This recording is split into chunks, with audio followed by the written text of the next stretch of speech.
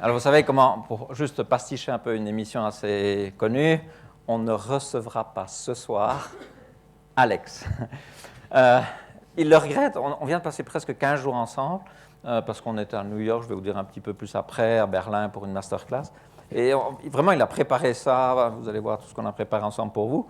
Il pensait vraiment être là, simplement il y a eu un petit incident dans la famille, et voilà.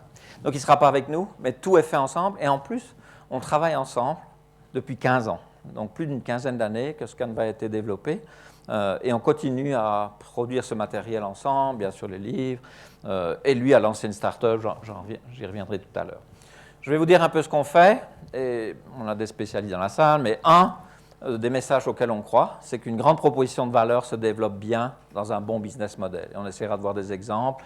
Et la question qu'on s'était posée il y a une quinzaine d'années, c'est celle-là. C'est comment est-ce qu'on peut imaginer d'écrire un business model? D'écrire un qui existe, faire l'assessment, le critiquer, le déconstruire, le reconstruire. Ça, c'était notre première chose. Et c'est devenu ce livre qui est sorti il y a maintenant à peu près 5-6 ans, avec le volume de sortie qu'on a vu tout à l'heure.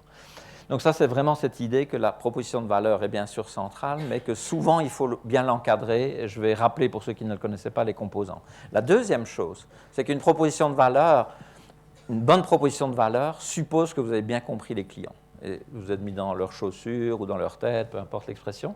Et donc, dans notre esprit, on s'est dit, et c'est notamment par l'expérience qu'on a accumulée pendant les workshops, et les présentations, et les cours, et les séminaires, que souvent les gens ne voyaient pas comment faire ce lien et ils butaient souvent sur cet élément central qui était la proposition de valeur. Et donc on s'est dit, OK, on va regarder ça de plus près, on va essayer d'imaginer un second Canva qui nous permettrait de prendre ça en considération et donc de décrire. Et ça, c'est devenu le deuxième livre qui est tout nouveau, hein, il vient de sortir en 2014. Mais vous allez voir que le Canva, on le teste maintenant depuis plus de 2 ans, d'accord, presque 3 en fait. Donc dans les cours, comme on le fait souvent à l'université, puis dans les workshops. Donc ça, c'est la deuxième question, c'est comment en fait faire un fit comme ça entre ce que le client pense, veut, fait et la proposition de valeur. Et certains d'entre vous connaissent ce nouveau Canva. Et enfin, la troisième chose, et ça c'est clé depuis très longtemps en fait, c'est juste un peu après avoir mis au point le Canva, ce qu'on a appelé à l'époque une ontologie de business model, on s'est intéressé à cette idée que construire un business model, ce n'est pas une activité de planification, donc le business plan ne peut pas beaucoup aider. Ce n'est pas une activité de décision, donc on ne choisit pas juste entre le business model A et B. C'est une activité de création, c'est une activité de design, c'est une activité de conception. Et si ce l'est, ça veut dire qu'on peut s'inspirer de ce que font les gens du design, et notamment les architectes. Ça a été souvent notre modèle de référence, et je vous dirai pourquoi tout à l'heure. Et donc ça veut dire quoi? Ça veut dire que, il faut des outils, les outils les plus appropriés possibles, et nous sommes très enthousiastes pour les outils visuels, et on va voir, ça va devenir des canevas. Le premier, ceux que la plupart d'entre vous, quand vous avez levé la main tout à l'heure, connaissez, c'est celui de business model. Le deuxième qu'on a mis au point un peu plus tard, c'est celui de proposition de valeur, c'est celui sur lequel peut-être on va insister un tout petit peu plus aujourd'hui. Et il y en a un troisième qui est très ancien, dont je ne parlerai pas aujourd'hui et qui est souvent la question, mais où sont les concurrents? Où est la régulation? Où sont les clients? Où sont les fournisseurs? Où sont les pressions macroéconomiques? Donc c'est le modèle de l'environnement. Ce modèle ne sera pas abordé du tout aujourd'hui, sauf s'il y a des questions tout à l'heure. La deuxième chose, c'est que qui dit design, dit aussi technique de design. Et là, on parle beaucoup de design thinking. Ça veut dire quoi? Ça veut dire idéation, prototypage surtout, comprendre le client. Est-ce que c'est possible d'utiliser des techniques plus anthropologiques, plus journalistiques pour comprendre le client? Donc, c'est en fait des techniques de design. Troisième chose, c'est que l'architecte, souvent, il monte ses objets pour collecter les renseignements qui viennent de la part des clients, de ceux qui seront les futurs usagers de cette maison ou de cet immeuble ou quoi. Donc il y a une notion d'expérimentation. Et la troisième chose, et ça concerne des entreprises qui sont peut-être plus matures que purement des startups, qui étaient un peu la cible de départ, c'est que souvent on est amené à rénover, à changer un modèle. On a déjà un modèle parce qu'on tourne depuis 1 an, 2 ans, 10 ans, et puis on essaie de se projeter et de construire le suivant. Donc c'est la solution où l'architecte a déjà des murs, il les casse, il les remet, il en reconstruit d'autres. Et donc, on est dans une logique un peu de rénovation, de transformation, d'évolution. Sur base de ces 4 commentaires, ce que je vais faire aujourd'hui, c'est d'essayer de montrer que dans ce processus assez chaotique de faire le design d'un business model, tester un business model, revenir en arrière, bouger, je vais couvrir les 4 aspects que je viens d'évoquer. La première chose, je vais regarder avec vous les 2 canevas dont on vient de parler. Je vais brièvement, pas très, très longuement, mais parler un peu de cette idée. Que veut dire concevoir? Pas décider, pas planifier. Ici, 2-3 petites choses de test. Donc ça fera référence au fait comment est-ce qu'on peut mélanger le mouvement Lean Startup avec le mouvement Canva, Business Model Canva ou proposition de valeur. Et très rapidement, quand même, juste évoquer qu'est-ce que ça veut dire faire évoluer, transformer un modèle. Voilà, ça, c'est un peu ce qui nous attend. Alors, c'est parti. Attendez, c'est parti, mais franchement, je ne connais pas vos attentes. Et surtout, ah oui, ça, je vais passer un peu en revue celui-là, mais je ne connais pas les attentes des gens ici, surtout que j'ai vu des mains levées, connaissent. Donc, dans la salle, il doit y avoir certainement des débutants, parce qu'il y a des gens qui n'ont pas levé la main quand Geneviève a demandé est-ce que vous connaissez le Canva ou pas, et il y a des experts. Donc, il faudra que je contente un peu les deux. Donc, je vais refaire des petites choses un peu pour ces gens-là, mais je vais quand même essayer de parler de 2-3 choses pour des gens qui ont déjà utilisé le Canva et revisiter un point ou deux qui nous a un peu frappé dans l'usage de ces Canvas. Et en cours de route et peut-être à la fin. Ça, je vais éviter. D'accord? Ça, il ne faut pas. Et c'est pour ça qu'on a préparé du matériel avec Alex, les Canvas, des petites étiquettes. On va jouer un tout petit peu dans un moment. Voilà. Et si c'est le cas, ben, on peut y aller. Go, c'est parti. Et je vais, dans un premier temps, parler du business model Canva, que vous connaissez. C'est celui qui a fait l'objet du premier livre. Et gardez bien en tête, ce Canva-là, il est fait pour voir si on crée de la valeur pour l'entreprise. Le deuxième sera fait pour voir si on crée de la valeur pour le client de cette entreprise. Et bien sûr, il faut harmoniser les deux. Ça, c'est l'enjeu des constructions d'entreprise. Donc, dans ce modèle-là, qu'est-ce qu'il y avait? Ça, je m'adresse aux débutants. Tous les autres, ils s'assoupissent un petit moment. Donc, je dois savoir à qui je m'adresse. Qui sont mes clients? Vous verrez tout à l'heure une statistique. Il y a un grand pourcentage, 20% des échecs de start-up, c'est parce qu'on n'a pas un focus convenable sur les clients. On a dit c'est n'importe qui veut acheter, c'est n'importe qui veut louer. Donc ça, c'est important de savoir à qui je m'adresse, qui est la cible. Le shop, c'est les femmes qui travaillent qui ont des enfants. À 80%, ils sont dans cette cible-là. Deuxième point, c'est l'élément central, c'est qu'est-ce que je leur offre? C'est les produits, les services, le mélange des deux, les bénéfices pour le client, qu'est-ce qu'il va gagner, qu'est-ce qu'il va perdre. Ah non, pas perdre si possible, mais au moins trouver un compromis entre ces choses-là. Troisième composant, c'est comment je m'adresse aux clients, comment je les atteins, ces clients. Et je peux utiliser une structure de vente, une force de vente, je peux utiliser un canal de distribution qui serait Internet ou le mobile, et je peux parfois utiliser, et souvent c'est le cas, j'utiliserai Internet pour prendre les commandes du shop et puis des camions de la poste pour livrer la marchandise. Donc je peux avoir plusieurs façons d'avoir un point de contact avec les clients. Et le quatrième composant, c'est quelle est la nature de la relation que je veux garder avec ce client? Est-ce que c'est très personnalisé quand vous achetez votre troisième montre de luxe chez Bucherer? Est-ce que c'est très anonymisé? C'est quand vous rentrez dans une grande surface. Entre les deux, c'est Amazon qui gère son modèle de recommandation. Ça peut être aussi des gens qui focalisent très fort sur acquérir des nouveaux clients ou bien au contraire, une relation qui est très privilégiée avec les clients existants. Donc, c'est plutôt la rétention. Voilà.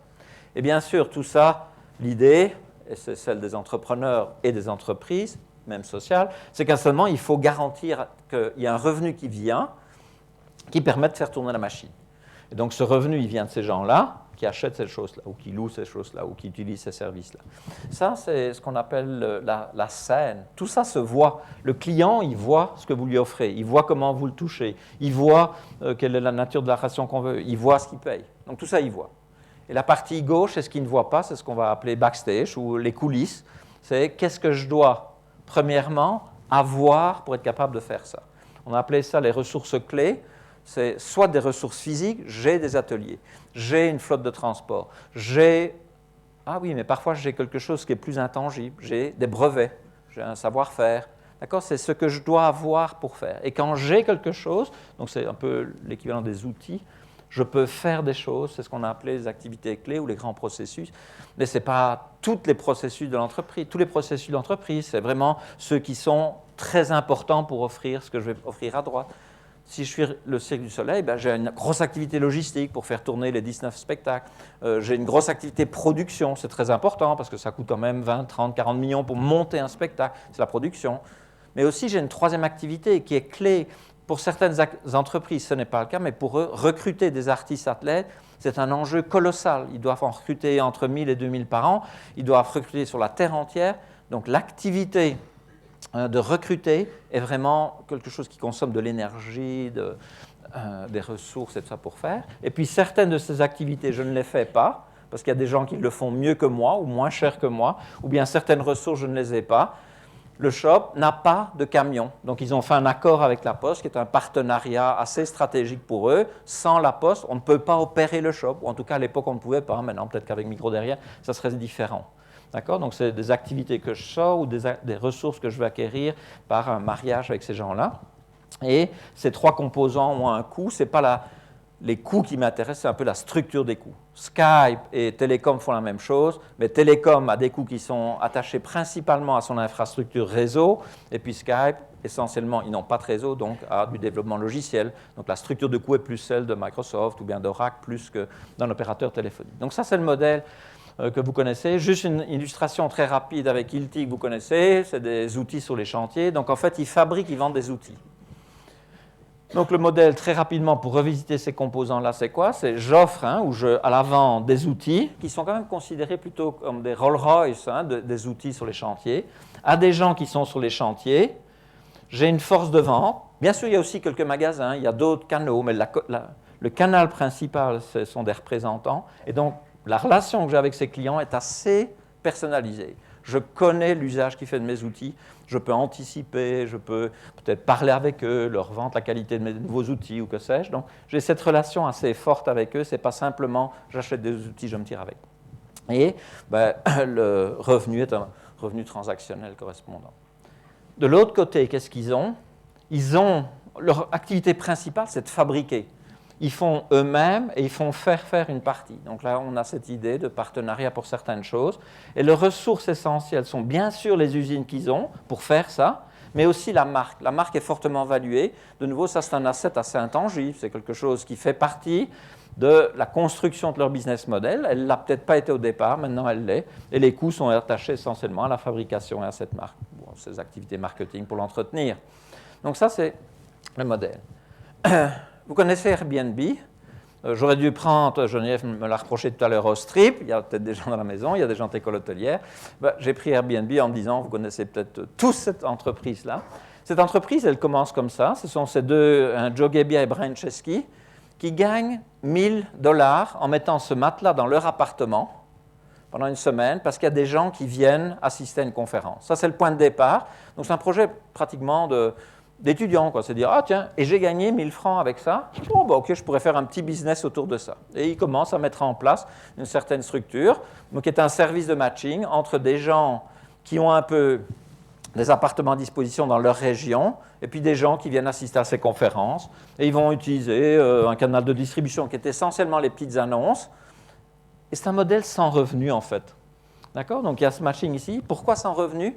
Parce qu'eux-mêmes, étant des clients de leur entreprise, parce que ça va aider finalement à remplir leur appartement avec des visiteurs, eh bien, ils ont un petit revenu qui vient de ces visiteurs-là. Mais c'est des choses qui se passent là. Et là, en fait, ils vont changer. Il y a Nathan qui va les rejoindre, qui va dire hey, « stop, on devrait profiter de votre expérience acquise dans le petit pour construire quelque chose de plus large. On va construire une plateforme peer-to-peer, donc privée, en guillemets, avec des acteurs individuels, pour des gens qui voyagent, mais pas dans la région, n'importe où dans le monde. » Ça, c'est un peu leur modèle, et qui va démarrer en flèche. On verra quelques statistiques tout à l'heure. Et c'est une longue histoire qui va démarrer à peu près ici en 2007, et en 2014, ça c'est la valorisation, à peu près maintenant 13 milliards. Mais ils ont connu beaucoup de vicissitudes, elles nous intéressent moins ici. Ce qui nous intéresse, nous, c'est de voir un peu quel est le modèle, le business model actuel de Airbnb. Et pour gagner du temps, donc je vous ai mis un canevas, je vous ai mis des autocollants. Vous prenez bien les autocollants qui sont appelés business model, c'est écrit en haut à gauche. Vous avez un canevas qui est d'un côté recto ou verso, d'un côté est le canevas de business model, c'est-à-dire celui-ci, n'utilisez pas l'autre, vous ne trompez pas au début. Et puis je vous donne 5 minutes pour mettre l'ensemble de toutes les étiquettes qui sont sur business model. Donc c'est bien celui qui était écrit à gauche business model. Pour les mettre sur le canevas, ce sont des autocollants, donc il faut les décoller, les coller. Et vous avez 5 minutes pour faire. D'accord? Le premier qui a fini lève la main. Et le dernier, il sort de la salle après 5 minutes. OK?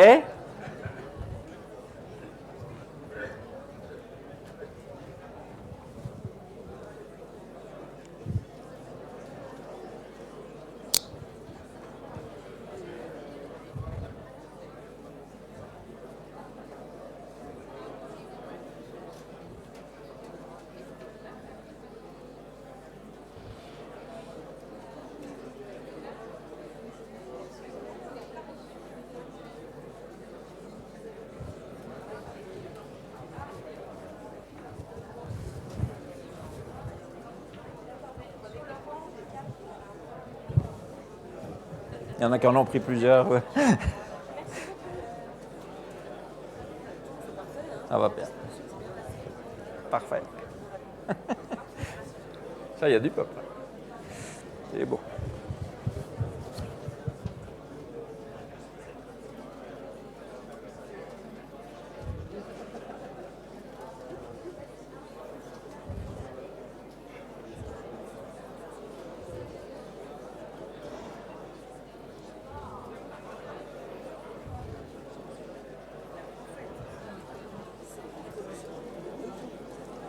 Oui, aussi.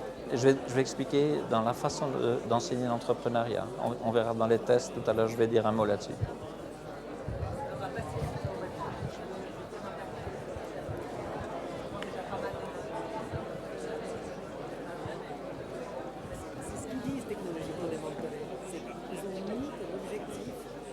Ah oui, oui. Oui, oui, je sais. Ici. C'est le vôtre? Et vous autres partagerez pour les deux. Il y en a un pour deux.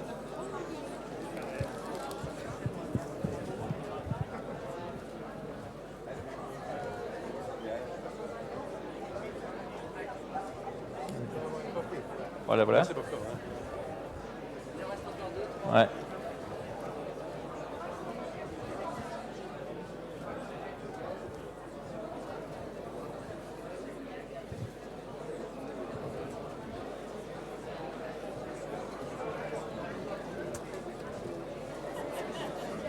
Non, celui-là, c'est juste pour savoir c'est quoi.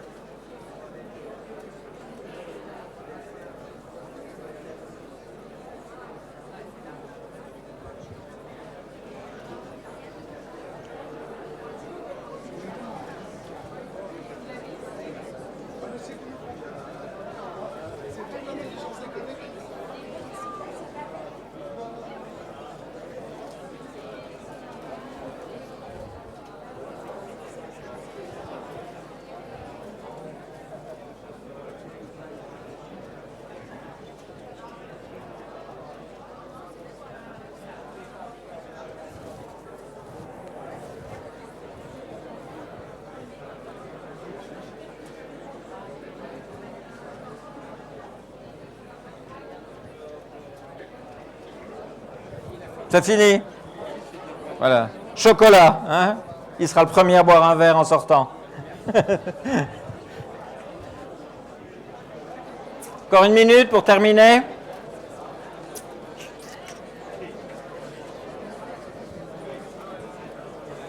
Un business model sans revenu, ça va pas.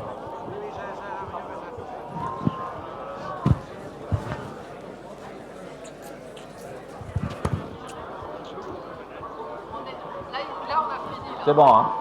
Facile, hein? Ça, celui-là, il est facile. Hein?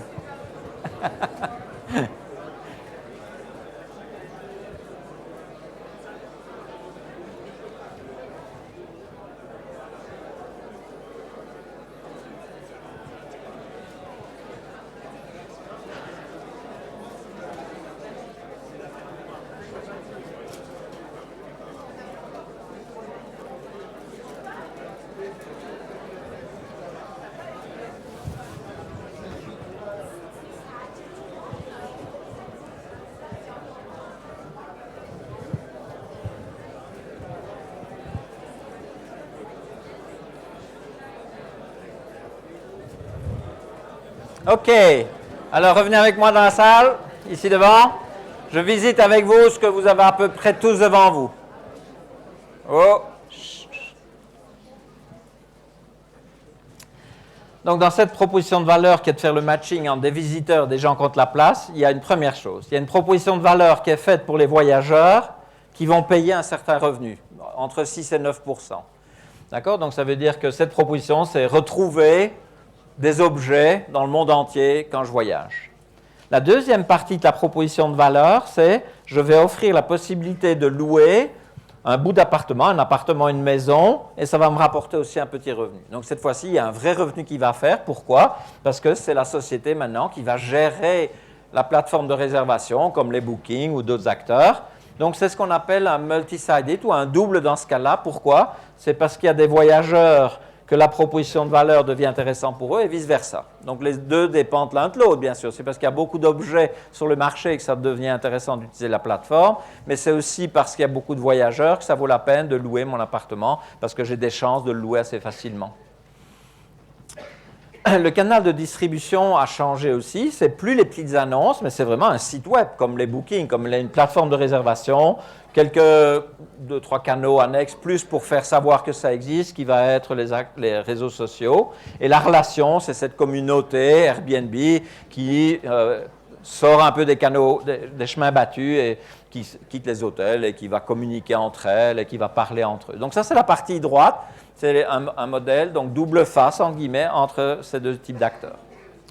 Ici, les ressources que j'ai besoin d'avoir et qu'ils ont accumulées progressivement, c'est une grosse infrastructure informatique, puisque j'ai des dizaines de milliers, centaines de millions de réservations par an. Ça, c'est une première chose. J'ai le catalogue des objets que je gère, 500 000, peut-être maintenant tirant vers le million, ça c'est quelque chose que j'ai. Alors bien sûr, ils ne possèdent pas les appartements, mais ce listing des objets est bien sûr une ressource qu'ils ont, avec laquelle ils pourront un jour faire peut-être autre chose, on verra. Et puis la troisième grande ressource, ce sont des spécialistes en hospitality management qu'ils ont dû recruter pour gérer, en guillemets, ces activités-là, étendre le catalogue, faire les accords et autres. Et quelles sont les activités qu'on gère dans une entreprise de cette nature, qui est une entreprise en réseau? C'est essentiellement trois choses. C'est il faut gérer l'infrastructure. Dans leur cas, c'est l'infrastructure informatique. Il faut gérer la relation avec les clients, pas que le marketing. Il faut gérer les réclamations, il faut les inscrire, il faut les désinscrire s'ils sont mauvais et autres. Et il faut gérer le service que j'offre, le service de réservation. Donc, elle veut réserver, il faut le noter. À lui qui va voyager, il faut noter. Donc, c'est toute cette idée de gérer le service que j'offre, qui est ce service de réservation, de paiement qui va avec, d'assurance et autres, est à assurer. Et il y a des choses qu'ils n'ont jamais faites. Donc, ils n'ont pas fait le paiement. Ça, ils s'adressent aux cartes de crédit, à PayPal. Ils n'ont pas fait les assurances qu'ils ont dû prendre un peu plus tardivement. J'y reviendrai tout à l'heure pour couvrir certains dommages. Et quelque chose qui les a fort aidés, surtout au début, ils se sont rendus compte qu'en mettant des bons photographes, il y en a dans la salle, merci, pour mettre en évidence les biens, ça allait aider la visibilité, et c'était vrai particulièrement à New York quand ils ont commencé à démarcher. Et enfin, les coûts sont essentiellement rattachés aux activités. Là, à peu près, le business model, très vite photographié, bien mis en évidence, les acteurs A, les acteurs B, ce qu'on leur offre de part et d'autre, et les modèles de revenus qui viennent avec. Alors jusque-là, c'est bien. Maintenant, en regardant un petit peu vite fait comment vous avez travaillé, vous n'avez pas travaillé comme un entrepreneur. Vous avez travaillé comme un étudiant à qui on dit il y a 9 blocs, il y a des étiquettes qui correspondent aux 9 blocs, tu les mets à cet endroit-là. Vous avez pris une étiquette, ouais, canal. Vous avez pris une étiquette client. Il y a même des gens qui n'ont pas trouvé l'étiquette revenu et donc ils étaient un modèle sans revenu, ce qui est un peu bizarre pour un entrepreneur. Donc, ça veut dire qu'en fait, il y a un usage possible du Canva comme une checklist. Mais avant ça, je vais vous montrer quelques résultats. Je reviendrai sur cette idée de checklist dans un petit moment. Regardez un peu l'évolution ici en nuitée, l'évolution en nombre d'objets. Maintenant, ils sont plus hauts ici, 500 000. Regardez New York en 2008, New York en 2011. Ça, c'est la couverture. Et chacun de ces petits appartements ici, le revenu mensuel est de l'ordre de 1 500 $. Donc, c'est un modèle d'affaires qui aide ses clients, une partie de ses clients, la moitié, à générer un revenu. Et eux, bien sûr, n'ont pas ça, puisqu'on a vu que le pourcentage est autour de, grosso modo, 10%. Donc, ça, c'est bien. Ma question, qu'est-ce qu'ont fait les concurrents? Mais les concurrents établis, les hôtels, les bed and breakfast officiels, quelle a été la première réaction? Et ça, on le reverra dans d'autres domaines. Interdire. Donc, c'est-à-dire qu'on va à la cour et on dit, c'est pas juste. Ils ne respectaient pas les règles de sécurité. Ils ne respectent pas la règle sur la police des étrangers. Ils ne restent... Voilà. Donc ça, c'est la première réaction. Alors, bien sûr, quand on est dans ce jeu, que d'autres ont joué. Nespresso joue ce jeu maintenant pour les capsules fake. Les taxis jouent ce jeu pour Uber. Et donc, il y a d'autres modèles, bien sûr, qui attirent les réactions. Alors, parfois, vous perdez, parfois, vous gagnez. Et c'est un peu ce jeu qui joue. Mais ça, c'est qu'une partie des réactions, mais c'est la première qui est souvent prise par les concurrents établis. Mais l'entrepreneur, il en a absolument rien à cirer. Et regardez Uber maintenant, ils sont poursuivis dans la moitié des villes, mais ça ne fait rien. Ils continuent à croître. Et donc, ils se déploient dans les villes où c'est plus facile de se déployer. Et selon les villes, bien sûr, on adopte des stratégies un peu différentes. Donc, je vous ai dit, il y a un petit truc qui m'a frappé, mais c'est vieux et c'est en observant les gens, c'est qu'au début, les gens utilisaient Canva comme une checklist. J'ai fait ça, ok, je peux y aller. Et depuis le début, avec Alex, on a toujours dit, un business model raconte l'histoire de votre business. Donc, il faut le voir comme une histoire. Et donc, ça veut dire qu'on a traduit ça dans quelques bonnes pratiques qu'on essaie un petit peu d'enseigner, de montrer. Et ce n'est pas qu'une checklist. Essaye de penser en termes d'histoire. Et donc, de visualiser aussi peut-être dans l'usage du Canva cette histoire. Et je vais en prendre que deux parce qu'on n'a pas beaucoup de temps. Une, c'est ce color coding. C'est de dire, on peut peut-être utiliser la couleur juste pour montrer tout de suite comment les choses sont liées. Et je prends un exemple. Si je mets en rouge ça, en bleu ça, et je continue, tout de suite je vois, tiens, j'ai deux types de clients, deux propositions de valeur, deux modèles de revenus, et il y en a une qui est liée comme ça, une qui est liée comme ça. C'est une première façon déjà de visualiser un peu cette histoire. Bien sûr, ça ne suffit pas, mais au moins quand je raconte l'histoire que je viens de faire, je ne l'ai pas fait dans l'ordre de gauche à droite, droite à gauche, j'ai été d'abord un petit peu du milieu vers la droite, puis je suis revenu à gauche. Donc je peux commencer à raconter mon histoire, c'est ça, pour lui, qui génère telle chose, et ainsi de suite. Et puis ça, c'est un premier élément. Et le deuxième élément, c'est que s'il y a des éléments qui ne sont pas rattachés, et le nombre de fois qu'on a vu, il y a un revenu qui vient de la publicité, et il n'y a aucun acteur à qui on offre une prestation publicitaire, ça ne va pas. Un revenu, s'il apparaît dans ce schéma, ça veut donc dire qu'il est généré par un client pour une proposition de valeur donnée. Donc ici, ce qu'on peut montrer avec quelques petites flèches, si vous voulez, c'est voilà, cette proposition de valeur-là, elle passe par ce canal-là pour ceux-là qui génèrent ça, et puis une autre proposition de valeur par un autre canal, ah non, le même canal, par eux qui génèrent ça. Donc ça, je peux visualiser ces composants. Et pourquoi visualiser? C'est à la conception, quand je vois ça, ben, je vais commencer à pouvoir faire l'histoire selon ça. Et dire, voilà, ça, c'est lui qui ramène ça. Et pour faire ça, j'ai besoin de faire telle et telle chose. Donc, j'ai besoin d'avoir telle chose. Et ceci a un coût. Et je peux montrer les liens entre les choses. J'ai un flux qui coule assez facilement. Dans ce cas-ci, il y a deux flux. Je peux aussi montrer, en utilisant un petit peu ces liens, ces liaisons. Par exemple, que dans ce modèle-là, c'est parce que j'ai beaucoup de voyageurs que cette proposition de valeur fait du sens pour ceux-là, et de plus en plus, et c'est parce que j'ai beaucoup de gens qui offrent leur appartement que cette valeur fait du sens de plus en plus pour les voyageurs, parce que quand il y a beaucoup d'objets, je trouve facilement, et quand il y a beaucoup de voyageurs, mon objet a plus de chances d'être pris par quelqu'un qui viendra le louer chez moi et de gagner 1000 francs ou même 1500 francs tout à l'heure. Voilà. Ça, c'était le premier modèle. C'est un modèle qui existe donc depuis une quinzaine d'années, pas sous sa forme graphique, parce qu'au début, c'était un travail, comme elle l'a dit, de système d'information, donc très théorique, de liens, de conception. Donc, c'est une sorte de modèle conceptuel du business model. Puis, en 2004-2008, c'est devenu ce Canva très visuel, qu'on vient d'utiliser très rapidement, le livre, et continuer. Et puis, je vous dis, on s'est rendu compte que les gens avaient quand même un peu de peine à faire ça. Donc, on s'est dit plutôt que, comme il y a eu quelques hérésies sur le marché, par exemple des Lean Canvas et des choses comme ça qui ont mélangé les deux, on s'est dit non, on va garder la netteté de celui-là qui est fait pour offrir de la valeur à l'entreprise et on va faire un zoom sur celui-ci pour essayer de voir comment est-ce qu'on crée de la valeur pour le client. Et on est venu avec ce Canva que je vous présente en 2-3 minutes. Mais maintenant, pourquoi avait-on besoin de ça? Et la petite vidéo qui vient ici, elle est bien sûr une caricature, mais je reconnais tellement les étudiants de l'EPFL qui venaient me trouver il y a 15 ans pour faire un modèle, à l'époque on appelait ça un business plan, et qui venaient avec cette idée-là. Hey, I've got a great idea for a business. That's exciting. Tell me about it. I've developed a chemical isomer that links to volatile organic compounds causing carbon bonds to rupture and wraps them in a nanotube coating. Huh. That's a little confusing. Can you dumb it down for me? Sure. What I do is I take a proprietary isomer that I developed with a picric acid wash that hollows out the carbon bonds and replaces them with a nanotube wrapping. Okay, so I guess it's pretty technical. Oh yeah. I've been working on this isomer for 9 years. So what's the business idea? To sell it, To who? everybody will want one, What for? so they can wrap their volatile organic compounds in carbon nanotubes. I think you might need a target customer. I don't think I need to wrap my compounds in your nanotube. Well, maybe not you. So, for people who buy it, what's the value you are providing them? I've developed a chemical isomer that links to volatile organic compounds causing carbon bonds to rupture and wraps them in a nanotube coating. You've said that already. This is getting annoying. Why should anyone care about your isomer? I spent 9 years on this. I know that. Okay, pretend I'm an investor.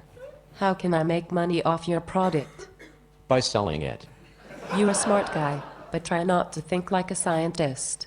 Think like a business person. Okay. Value chain. Term sheet. I have to go now and answer that. That's not your phone. I know. Bye bye. OK. Donc voilà, ça c'était cette vidéo en fait nous a été donnée par Steve Blank avec qui on collabore sur cette idée mélanger Lean Startup et Canvas. Et donc l'idée c'est est-ce que c'est possible de créer une proposition de valeur mais qui fait du sens donc pour le client, qu'est-ce qu'il attend? Et pour faire ça, on est venu avec ce Canvas. Je vais essayer de regarder un petit peu cette idée. Comment est-ce qu'on peut décrire la tête de quelqu'un ou se mettre dans ses chaussures? Qu'est-ce qu'on lui offre? C'est la proposition de valeur. Est-ce que les clients sont susceptibles d'arriver? Donc, on a fait ce Canvas avec un Canvas qui est un peu différent du précédent. Le précédent n'était fait que pour faire du design. On a repris du carré pour du design. Et celui-ci, c'est de l'observation. C'est un rond. On va essayer de voir pourquoi. Donc, ce Canvas n'essaye pas de montrer la valeur qu'on crée pour l'entreprise, mais pour le client de cette entreprise. Et bien sûr, il faut harmoniser les deux. Alors, on a récupéré, entre guillemets, une théorie de gestion qui existait, qui s'appelle Jobs to be Done, qui a été introduite par Tony Holwick, mais aussi Clay Christensen d'Harvard, avec l'idée que plutôt que de demander qu'est-ce que tu veux au client ou d'observer ce qu'il veut, regardons plutôt ce qu'il fait.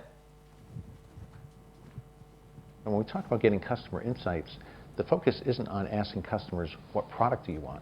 The focus should be on asking them, what job are you trying to get done? Are you trying to pass on life lessons to children? Are you trying to cut the lawn? Are you trying to entertain house guests? Those are all different activities that people are trying to perform that they may want to hire different products to perform. And whether there's a product in that market space or not, we can analyze that job, break it down step by step, and figure out what people are trying to do, and figure out how they measure success along the way. From our work, we know that for any given job, there may be between 50 and 150 different. Okay. Donc ça, c'est cette idée de s'intéresser à ce que quelqu'un fait, dans le contexte dans lequel je suis, bien sûr. Donc on va prendre cette idée de job, on va voir, ça peut être une tâche qu'on exécute, ça peut être un problème qu'on résout, ça peut être un besoin qu'on satisfait. Et notre idée était la suivante. On va essayer de représenter, cette idée du job du client, de bien comprendre ça, et par un effet miroir, on va essayer de construire la proposition de valeur correspondante. Ça, c'est un peu ce qui est dans la tête. Et on va voir que pour faire ça, eh bien, on va utiliser ce Canvas que je vais visiter avec vous, que certains d'entre vous connaissent. C'est le plus récent, entre guillemets, des deux. Donc, première chose ici, c'est la tête du client. Mais la tête du client, ou ses chaussures, si vous voulez, c'est de dire qu'est-ce que ce client fait. Ça, c'est la première chose qui va nous intéresser, vraiment en accord avec ce que Tony vient de dire. C'est vraiment qu'est-ce qu'il fait. Quand il voyage, il doit comparer les prix, choisir sa destination, acheter son billet. Donc, il fait un certain nombre de choses, récupérer sa valise, passer la sécurité. Donc, c'est des choses qu'il fait et on va essayer de comprendre bien l'ensemble de ces actions qui nous concernent bien sûr. Parfois, il fait aussi des choses qu'il ne fait pas toujours. Il fait, sa valise arrive déchiquetée sur le tapis roulant avec tous les trucs autour et il doit les remettre dans un sac plastique et il doit partir. C'est aussi parfois quelque chose qu'il fait. Donc ça, ce sont des jobs fonctionnels, mais on peut imaginer aussi des jobs sociaux. Si vous achetez une Tesla, une partie du job, c'est un peu montrer à son voisin qu'on en a. Et puis, d'accord, c'est aussi un job d'une certaine façon. C'est un peu un job qui est plus social. Dans certains cas, on peut imaginer certains jobs émotionnels. Bon, première partie de l'équation. Mais quand vous faites quelque chose, il y a des choses qui vous embêtent. On appelait ça pains, mais c'est des obstacles, c'est des soucis, des problèmes. Je dois passer la sécurité dans certains aéroports 2 fois. Okay? Et l'idée, on va voir tout à l'heure, quand on va essayer de résoudre ça, c'est peut-être que je peux réduire certains problèmes des gens. Donc les problèmes ici, les pains, c'est quand ce client fait quelque chose, qu'est-ce qui le chicane, qu'est-ce qu'il n'aime pas faire, qu'est-ce qui est vraiment un risque pour lui, qu'est-ce qui est quelque chose qui va lui consommer de l'argent ou du temps. Ça, c'est vraiment le deuxième point. Et puis, dans certains cas, j'attends certains gains. Je me dis, je voyage. Si j'avais un petit massage à bord quand je suis un peu tendu, ça serait absolument génial. Donc, ce n'est pas vraiment un problème si je n'ai pas le massage parce que je ne l'ai jamais eu. C'est quelque chose que je peux dire, et s'il faisait ça, oh, ça serait pas mal. Ou bien si à la destination, après 10 heures de vol, il m'offre la possibilité d'avoir une douche, ça serait chouette, je ne devrais pas courir à l'hôtel avant d'aller à ma réunion. Donc, c'est quelque chose, j'espère, j'attends. D'accord? Donc, ça, c'est un peu la notion de gain. Ça, pour nous, c'est ce qui permet de faire la photographie du client, donc de faire des hypothèses sur son comportement en termes d'action, en termes de peine ou de problème quand je fais ces actions, en termes d'espérance ou d'attente. Et alors, par cet effet miroir, la deuxième partie du schéma, c'est venir avec des réponses à ça. C'est dire, je vais offrir tel ou tel gadget pour correspondre à ça. Et puis, je peux aussi avoir des antidouleurs. C'est quand je vais construire mon offre de produits de services, je vais faire en sorte de bien adresser une peine que je vais essayer de réduire. D'accord? Donc, si on me dit, une peine, c'est attendre et faire des fils pas possibles à la sécurité, je peux peut-être trouver une solution. C'est ce qui s'est passé, c'est les fast lanes pour les gens, qu'on paye un peu plus. Ah oui, OK, on n'a pas dit nécessairement que tout ça était de charité. Donc, on a dit, il faudra peut-être trouver un pricing correspondant à certains des services que je vais offrir. Mais c'est ça l'idée, c'est, OK, j'ai une peine que j'ai détectée, j'essaie de la baisser. Et puis, j'ai aussi ce qu'on a appelé des créateurs de gains. C'est, tu voulais le massage? Ouais, je suis capable de faire ça, ou la douche, mais uniquement à la destination. Ça ne sera pas dans l'avion, parce que Virgin, ça coûte vraiment cher. Mais je vais faire comme Suisse, à la sortie de l'aéroport de Zurich, dans l'enceinte, une fois qu'on a passé les douanes, j'ai droit à 1 heure de loge pour aller prendre la douche et autres. D'accord? Ça, c'est une réponse à une attente, et bien sûr, pour lequel je vais mettre un prix correspondant à ça. Et ce qu'il faut, c'est cette notion de fit, c'est qu'idéalement, il faut normalement que ceci fit assez bien avec ça. Bien sûr, ce fit a plusieurs résonances, et je vais photographier l'une ou l'autre, mais je reprends mon exemple, Hilti. Et ils ont connu il y a quelques soucis il y a quelques temps, notamment par la concurrence chinoise et autres, et ils se sont dit, on va essayer de regagner de la compétitivité en essayant de mieux comprendre nos clients. Pourquoi? Parce que le job principal d'un utilisateur d'outils sur des chantiers, ce n'est pas d'acheter les outils, c'est de faire le travail. Donc lui, sa perspective, son job, c'est de faire en sorte qu'il y ait toujours le bon outil au bon endroit, à la bonne place. C'est ça son truc. Et il doit gérer, j'ai 3 foreuses là, j'en ai 4 là, il en faudra 5 là. C'est ça qu'il fait, c'est ça qu'il gère. Donc si on utilise notre Canva pour regarder un petit peu ce qui se passe, la première chose qu'ils ont fait, c'est dire, on a toujours cru que nos clients, c'était les usagers de nos machines. Non. C'est ceux qui, entre guillemets, peut-être les achètent, ou c'est ceux qui les dispatchent au bon endroit. Et si on regarde ça, donc si on regarde plutôt le boss, entre guillemets, ou le responsable de chantier, c'est quoi ses jobs? Il doit trouver les contrats, exécuter les contrats, respecter des délais, gérer la flotte d'outils. Ça, c'est des choses qu'il fait. Et vous pouvez l'aligner ici plus que les 3 que j'ai mis là à titre d'exemple. Quelles sont les peines qu'il a? Et il en a. Il en a parce que, il doit acheter ses outils avant de les utiliser. Ça, c'est normal. Mais il a aussi des outils cassés, des outils volés. Cassés et volés, ça veut dire des délais.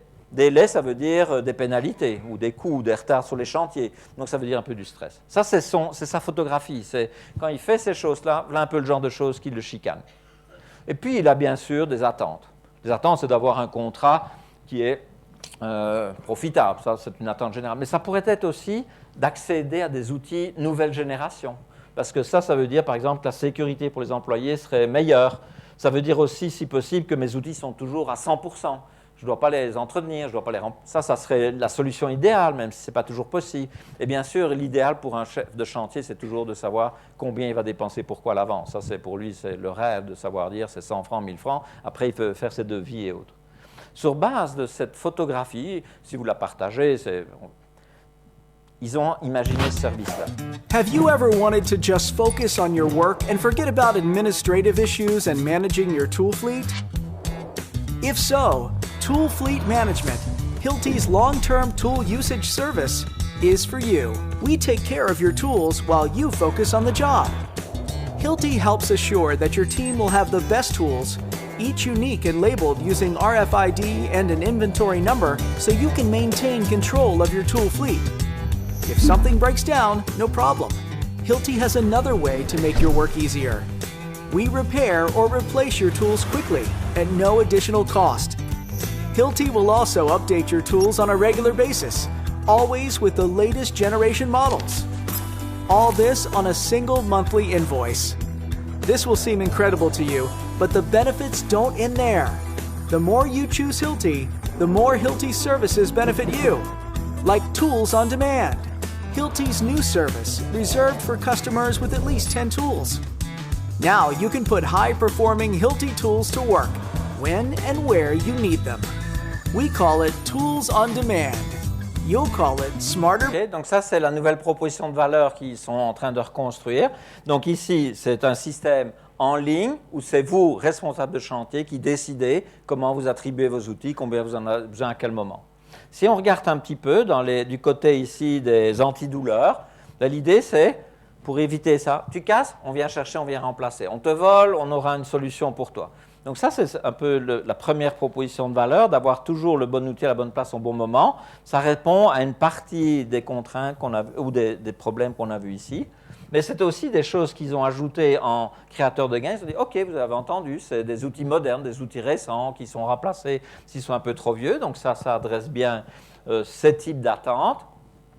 Et enfin, on a vu tout à l'heure Predictable Cost. Donc c'est offrir une gestion des coûts pour éviter ça, puisque c'est une location maintenant, donc ils n'investissent pas au départ, et c'est ce qui permet d'avoir des coûts prédictifs. Voilà, ça c'est un petit peu l'idée de construire quelque chose par cet effet miroir entre ce que je pense être le client et ce que je crois pouvoir être ma proposition de valeur. Donc je design, entre guillemets, cette proposition de valeur. Et donc le fit ici, c'est de s'assurer bien sûr que, correspondant à ça, j'ai une bonne réponse, mais ce fit, il peut prendre des allures assez différentes selon ce qu'on va regarder. Et on en a distingué 3. Le premier qu'on s'est dit, ah oui, OK, il faut bien sûr avoir une bonne réponse au problème. Si vous dites, ma difficulté, c'est de trouver un sac plastique pour mettre tous mes objets, et qu'on vous dit, les objets, j'ai une solution idéale pour ramener un téléphone portable que tu as oublié dans l'avion, ben, ce n'est pas une bonne correspondance. Donc ça, ce n'est pas la bonne solution au problème que j'avais. Mais la deuxième chose, c'est aussi de savoir, ce n'est pas parce que ça correspond que le client vient. Peut-être que ça arrive tellement rarement qu'il n'est pas vraiment intéressé. Oh oui, c'est une bonne solution, mais j'en ai pas vraiment besoin. Donc, quand on appelle problème market fit, est-ce que les gens attendent ce truc-là? Est-ce qu'ils viennent? Est-ce qu'ils sont prêts à venir et peut-être même payer pour ça?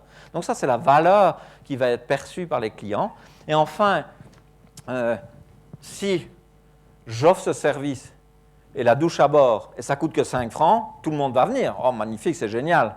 Mais moi, je ne vais pas faire ma vie avec ça. Donc, il faut toujours avoir cette perspective. Est-ce que je crée aussi de la valeur pour moi? C'est le revenu que je peux faire, par exemple. Voilà. Et puis, quand j'ai des modèles comme ça, donc c'est Airbnb, j'ai 2 clients, donc j'ai 2 propositions de valeur clairement distinctes, et donc j'ai 2 usages du Canva. D'accord? J'ai 2 zoom-in. Je regarde pour les voyageurs, je regarde pour ceux qui ont un appartement. Et c'est maintenant ce que je vais vous demander de faire. Donc, vous avez vu qu'au verso du business model Canva, vous avez la Value Proposition Canvas.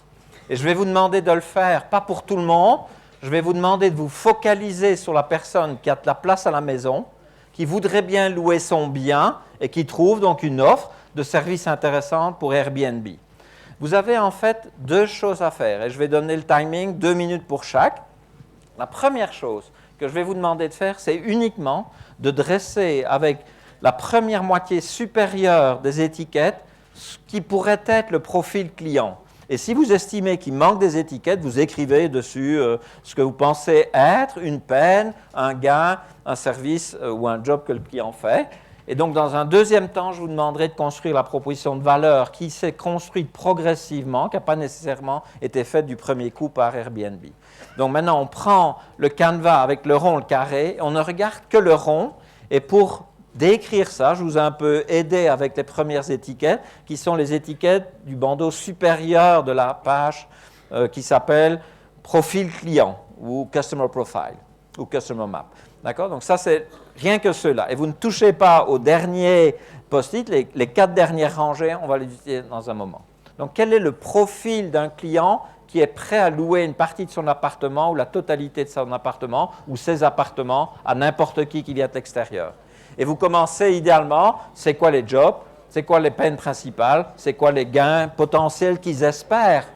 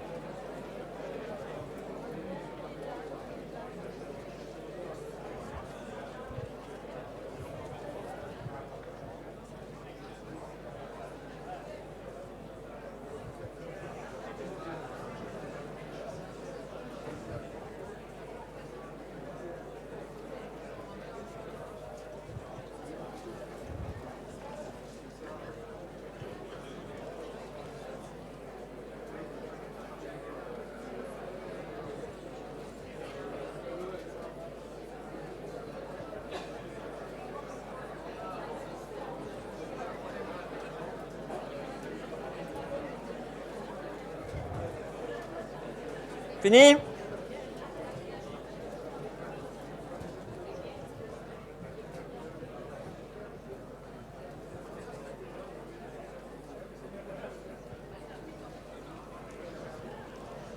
OK, alors on va regarder. Donc je vous ai un peu aidé aussi parce qu'il y a un peu un color coding, vous avez rouge, vert. Bon, vous voulez louer votre bien. Quels sont les jobs que vous faites, les tâches que vous accomplissez? 1, il faut trouver les gens qui viennent, il faut les attirer. D'accord? Donc c'est ce que j'ai mis ici, il faut annoncer. Il faut gérer mes réservations. OK, elle le veut pas, elle est prête à payer. Il faut aussi donner les clés à la personne ou accueillir. Il faut peut-être pousser le truc à la fin ou il faut nettoyer le machin. Donc voilà, j'ai un peu ça et vous en ajoutez.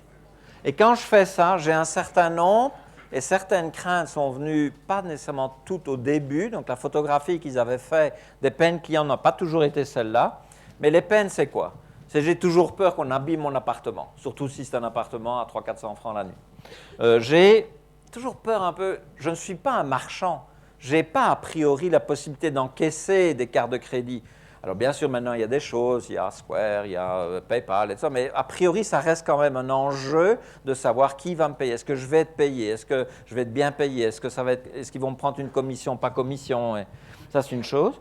Et puis, vous avez vu arriver, vous l'avez vu ici en Suisse romande, avec les 70 maisons qui ont été détectées par la police des étrangers dans le canton de Vaud, est-ce que je suis protégé? Est-ce que c'est légal de faire ce truc-là? C'est toujours une petite crainte que j'ai, parce que quand j'ai lu les annonces qu'on a vues tout à l'heure à New York ou dans d'autres villes, j'ai bien vu qu'ils ne poursuivaient pas Airbnb, ils poursuivent les clients.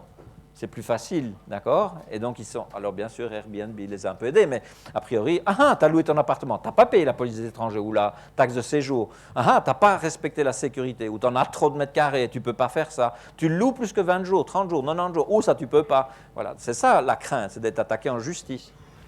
Et puis, dans les gains, mais bien sûr, si on le fait, c'est pour avoir un revenu additionnel. Peut-être pas que pour ça, c'est peut-être aussi pour être visible dans le monde, attirer des gens.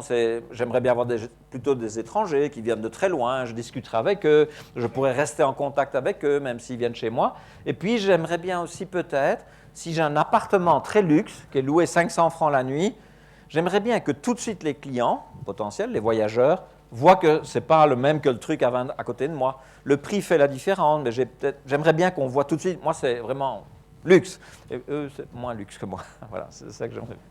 Voilà, ça, c'est une photographie. Alors, bien sûr, maintenant, je vous demande, si vous acceptez que cette photographie, c'est celle-là, et si vous ne l'acceptez pas, vous avez mis vos étiquettes à vous ou vos mots à vous, c'est de dire, mais c'est quoi la proposition de valeur qui correspond à ça? Donc ça, vous l'avez dans votre tête. Et maintenant, essayez de voir un peu qu'est-ce qui a été fait par Airbnb pour adresser, bien sûr, ce qui était le job de base de ces gens-là, pour éventuellement voir s'ils ont réussi à réduire certaines peines-là et voir si peut-être qu'ils ont pu créer un certain nombre de bénéfices pour le client qui permet d'adresser certaines choses. Et nous savons qu'ils l'ont fait, puisqu'on a vu que, par exemple, ici, ça aide certains clients à toucher un revenu de l'ordre de 1 500 $. Aussi, 2 minutes pour faire ça, et puis on continue.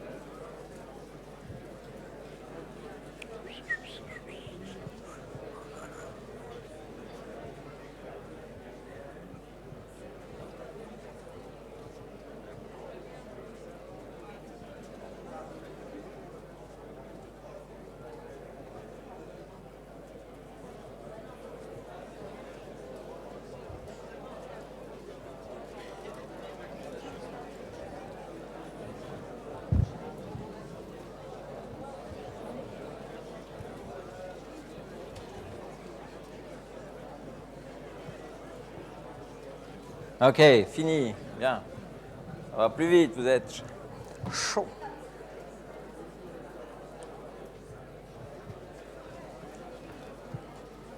Donc, regardons un petit peu. Quels sont les services de base? Ben, vous le savez, c'est la possibilité de gérer ce matching avec le visiteur.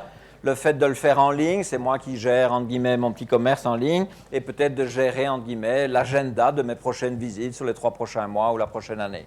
Donc ça, c'est un peu ce qui va correspondre aux tâches principales. Dans quelle mesure ont-ils réussi à diminuer le risque, les peines de ces clients? Ben, par exemple, ils se sont dit, ah, vous avez la difficulté d'être payé, moi je m'occupe de tout. D'accord? Donc, il veut aller dans cet appartement-là, il me paye, je garde. Il vient, il voyage, il va là-bas. Il est venu, OK, voilà l'argent. D'accord? Donc, je joue un peu cet intermédiaire et c'est moi qui m'occupe du trafic des paiements avec les cartes de crédit, PayPal et autres.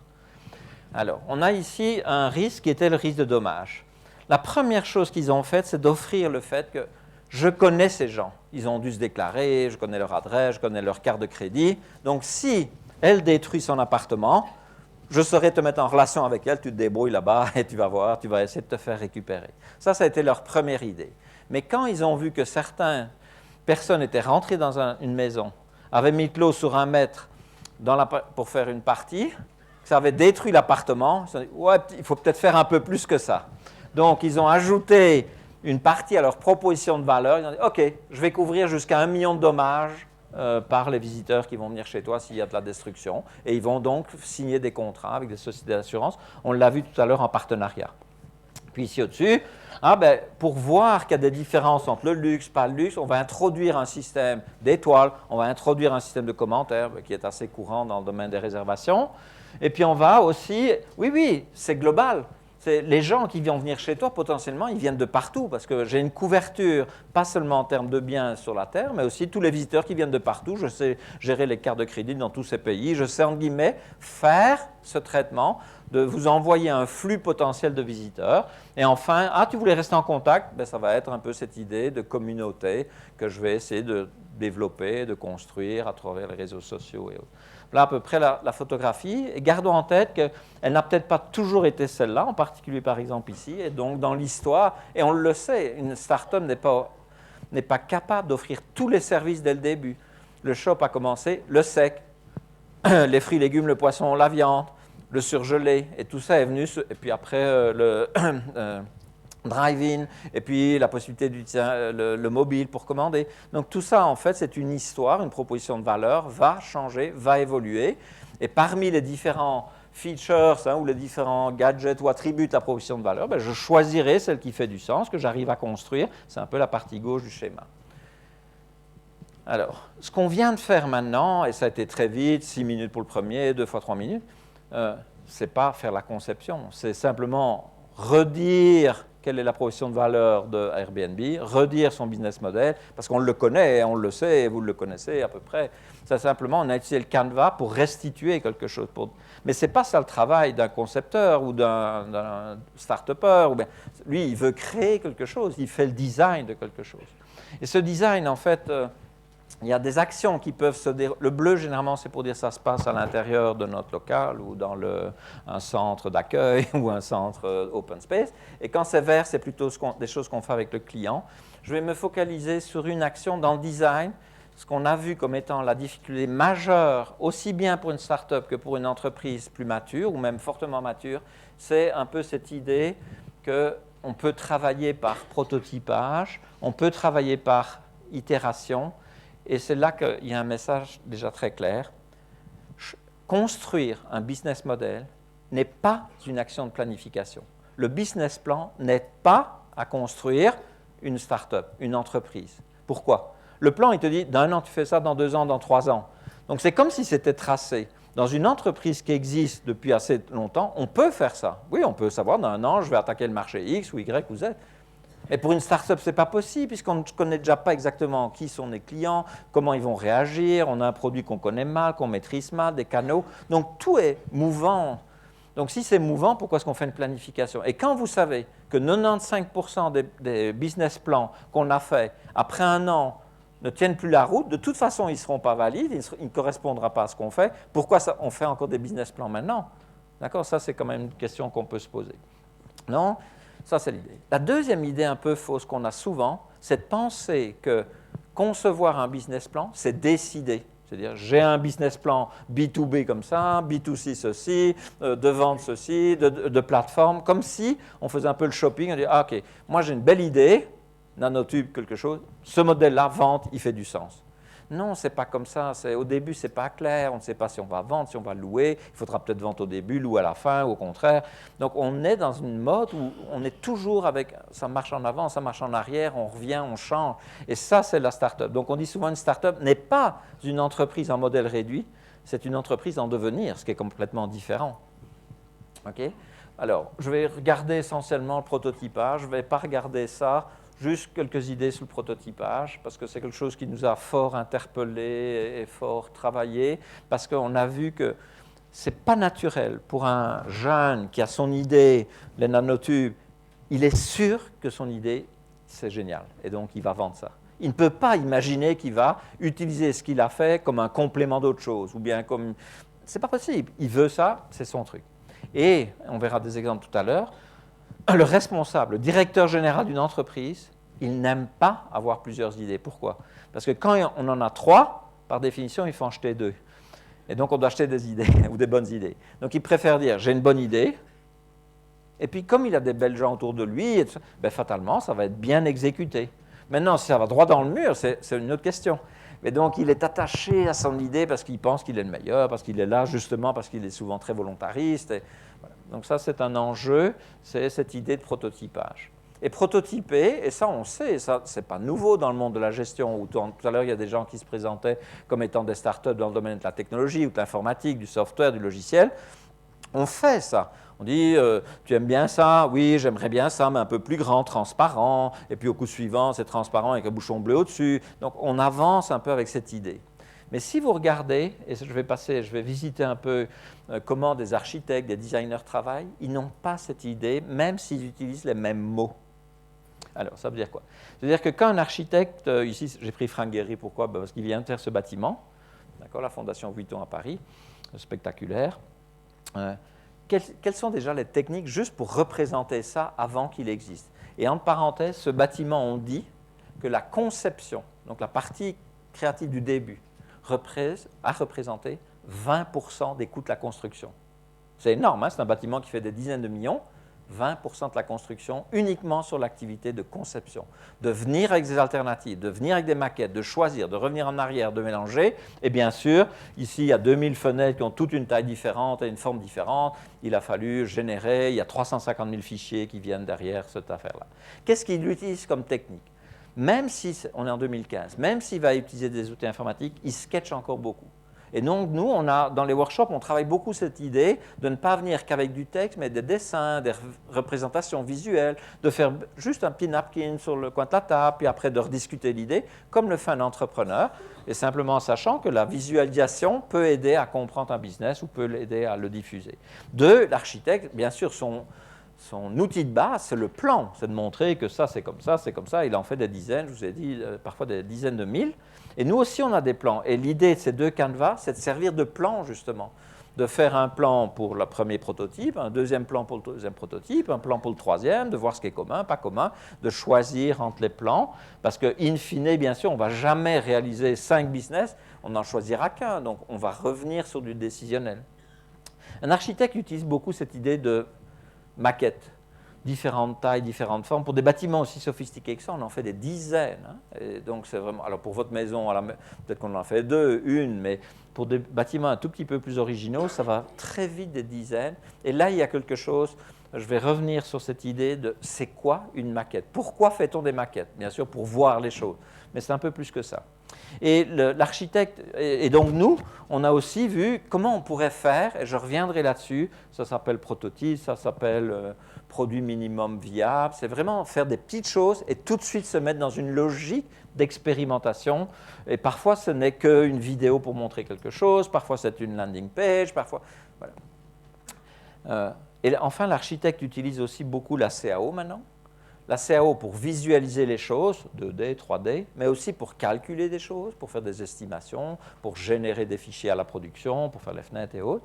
Et nous aussi, et donc Alex a créé une entreprise qui s'appelle Strategizer, qui est en fait un soutien logiciel. On vient des systèmes d'information informatique, donc c'est assez logique qu'on aille un peu dans ce domaine-là aussi, pour pas simplement visualiser les schémas, mais faire des calculs de revenus, de coûts, travailler en même temps sur plusieurs modèles, des personnes différentes sur le même modèle, à distance, pas à distance, voilà, ça on peut faire. Et puis je viens ici un petit bout, et c'est une équipe qui nous a vraiment motivés à nous intéresser à que veut dire concevoir un business model, que veut dire prototyper. Frank Gehry a fait ce bâtiment. Ce bâtiment, c'est la Business School de Cleveland, Case Western. Et pendant 2 ans qu'il a conçu ce bâtiment, il a été observé par 2 professeurs principalement, Frank Colopy et Dick Boland, qui ont regardé comment il travaillait. Ils ont dit, waouh, il travaille pas comme nous, il fait des choses, mais ça pourrait être super intéressant en termes de business. Et ils sont venus avec ce paradigme qu'ils ont appelé Managing as Designing. C'est-à-dire que manager, ce n'est pas seulement décider, ce n'est pas simplement communiquer, financer et autres, c'est aussi concevoir.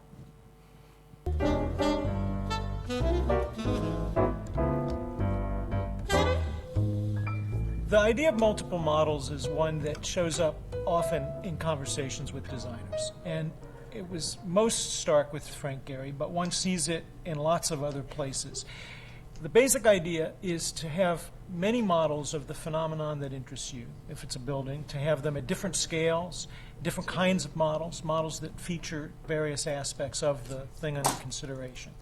Now in management, that has immediate and obvious applicability. If you accept that there aren't simple solutions to most of the problems that are really of interest to us in managing enterprises, then probably these are complex phenomena, and therefore multiple views of them will be useful. It's very tempting to say, if we could just get the right model. It's far more illuminating to look at a variety of models. First of all, I think we as faculty didn't appreciate the process that they go through of continuous refinement and continuous evolution and continuous change. So we would tend to see a model and think this was the design, as opposed to having the sensibility of being able to say, this is a direction in which this design is going to go, and we can only sort of fantasize what they're going to be able to do with this direction. I tell clients when I start that we're going to be in a liquid state for a lot of the time. In other words, information gathering, agonizing about program adjacencies, land use, materials, bureaucracies that we have to deal with. And during that period, we make a lot of study models, and some of them are pretty scary looking. When you show them to a client, they get pretty nervous. Like this is not resolved on. I call them Shrek models. It's a Yiddish expression for making people nervous. I do that so they can follow the trajectory of my thinking, but it's not predictable. It's opportunistic. I push something here, and then I see something, and then I take that and I go. So I think of it as an opportunistic kind of process that evolves with the inputs that I'm getting from the client and the world around. The other thing is that if you freeze to an idea too quickly, you fall in love with it. If you refine it too quickly, you become attached to it. Je vais vous montrer une petite parenthèse pour montrer pourquoi parfois Frank Coloppi et Dick Boland ont été énervés avec l'architecte. Ils ont cette vision du prototypage. C'est ça que tu veux. Non, non, ça, c'est un petit, mais non, ça, un peu plus grand, transparent. OK. Alors, le coup suivant, je reviens. Tu m'as dit, c'est ça? Oui, à peu près. OK, ça va dans le bon sens. C'est ça un peu la logique qu'on a quand on parle de prototypage ou maquettage dans le domaine de la gestion, dans le domaine des systèmes d'information, dans le domaine de l'informatique. Et l'architecte les a parfois énervés pour la raison suivante. C'est ça que tu veux? Oui, oui, c'est ça. Un peu plus grand, transparent, un bouchon bleu au-dessus. OK. Et la fois suivante, il vient avec ça. Boum. Et si vous avez été entraîné à décider, vous dites, hey, stop. Il y a 2 semaines, 3 semaines, on a décidé que ça serait rond, transparent et avec un chapeau bleu. Tu viens avec quelque chose qui n'a rien à voir. Et là, l'architecte réagissait comme ça. Ah ouais, oh ouais, OK, Frank, d'accord, ou Dick, OK. Dis-moi pourquoi tu n'aimes pas ça? Parce que pour lui, ce n'est pas une question de raffiner, c'est ouvrir le jeu au début, c'est voir, venir avec des alternatives, essayer de creuser, essayer de venir, non peut-être pas avec... de venir avec 100 modèles, mais peut-être 1, 2, 3. Donc, venir avec quelque chose qui permet de dire, est-ce que je ne passe pas à côté d'une idée? Et avec ce message-là, que prototyper, ce n'est pas raffiner, c'est ouvrir, collecter des renseignements, tester un peu une idée, et c'est ça qui fait du sens, c'est ça qui est un peu le moteur d'une partie de ces startups et qui essaie d'être copié d'une certaine façon dans certaines grandes entreprises qui essayent un peu de se réinventer, même si ce n'est pas familier pour elles de faire ce chose-là. Et avec 2 messages qu'on a entendus à la fin, et Jim, c'est l'architecte informaticien du bureau Guéry, qui dit « Ne gelez pas trop vite, restez dans un état liquide pour éviter de tomber amoureux de votre idée, et surtout, si vous raffinez 2 fois, c'est fini, on ne changera plus. » Et c'est ça que les entreprises préfèrent souvent avoir, c'est one single plan, et puis on exécute ça. Bien parfois, mais sans savoir nécessairement si ça va dans la bonne direction, parce que mon degré d'incertitude peut être relativement élevé.